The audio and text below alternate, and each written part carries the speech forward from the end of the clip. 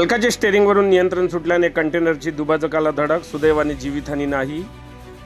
नागपूरवरून हैदराबादकडे जाणाऱ्या मार्गावर कंटेनर चालकाचे नियंत्रण सुटल्याने 10 चाकी कंटेनर ट्रक दुभाजकाला धडकला। अपघाताची ही घटना नॅशनल हायवे क्रमांक 44 वरील वडकी गावाजवळ आज गुरुवार दिनांक 15 मे रोजी दुपारी 3च्या दरम्यान घडली। अपघातानंतर 15 ते 20 मिनिटे वाहतूक कोंडी झाली होती।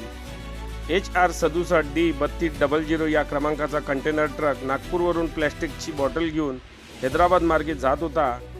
दरम्यान नॅशनल हायवे क्रमांक 44 वरील वडकी गावाजवळ असलेल्या पुलाजवळ चालकाचे स्टेअरिंगवरून नियंत्रण सुटल्याने कंटेनर महामार्गालगत असलेल्या दुभाजकाला धडकला। सुदैवाने यात कोणतीही जीवितहानी झाली नसून मात्र या अपघातात ट्रक चालकाचे मोठे नुकसान झाले आहे। घटनास्थळावर महामार्गाची चमू त्वरित दाखल होऊन महामार्गावरील वाहतूक सुरळीत करण्यात आली।